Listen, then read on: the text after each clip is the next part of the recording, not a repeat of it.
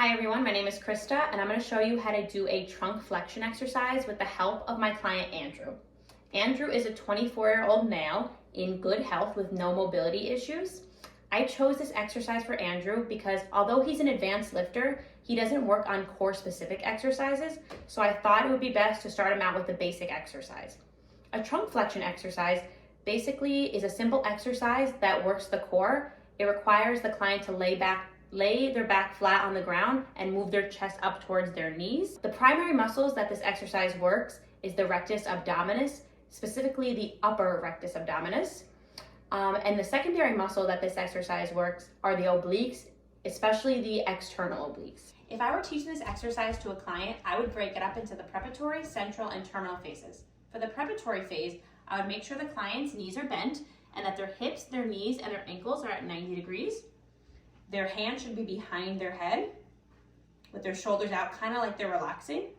The core will be engaged throughout the entire movement, and make sure the shoulders are retracted and everything's in line. Perfect. Okay, so now moving into the central phase, the client's just gonna move the top part of their body up towards their knees. Hold it for a second or two. You can do it now. Perfect, and then we're gonna go back down slowly to the terminal phase. Okay, perfect. This exercise can also be broken up into 3 different phases: the concentric phase, the isometric phase, and the eccentric phase. The concentric phase is when the client's going to bring their upper body towards their knees. So it's going to be moving from the preparatory phase into the central phase. Once they're at the central phase and they're stopping for 1 to 2 seconds, that is going to be the isometric phase. And then once the client lowers their body back down to the ground towards the terminal phase, that is going to be the eccentric phase. So a couple errors I see in this exercise are, first, the client keeping their knees and feet too far away from their body. This can prevent proper activation of the rectus abdominis. Another error I see are for your arms is having the shoulders come in too inward. That's hunching your body forward. So in order to prevent these injuries from happening, there are certain biomechanical, safety, and postural considerations that must be looked at. The first, like we said, is the core should be engaged throughout the entire movement. In addition, the shoulders should be retracted. This will help prevent hunching of your upper back. Additionally, all your shoulders, your hips, your knees, and your feet should all be in alignment with each other. So in order to determine if the correct muscles are working, we can palpate the client with their consent. And what we're gonna do is we're gonna use 2 to 3 fingers, and we're gonna palpate the upper rectus abdominis, the middle rectus abdominis, and the lower rectus abdominis. So you're gonna do a rep every time, and I'll palpate. Ready? Okay, go.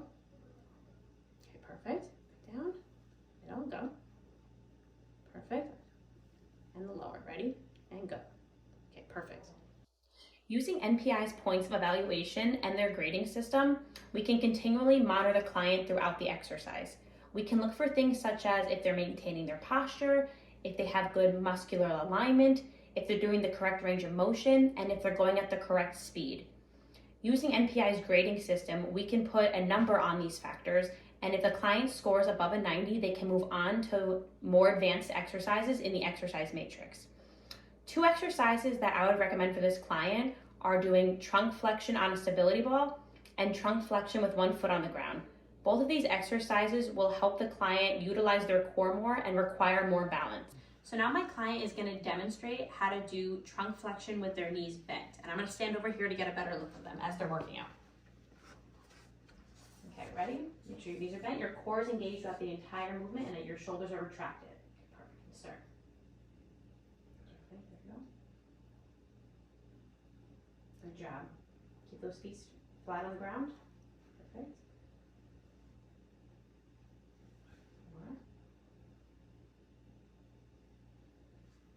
Good job. Keep those shoulders retracted at the bottom. It'll help you with your range of motion. There we go.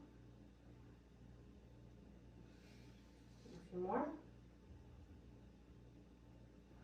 Good. Keep those feet flat. You're good. Almost 1 more. Okay, perfect.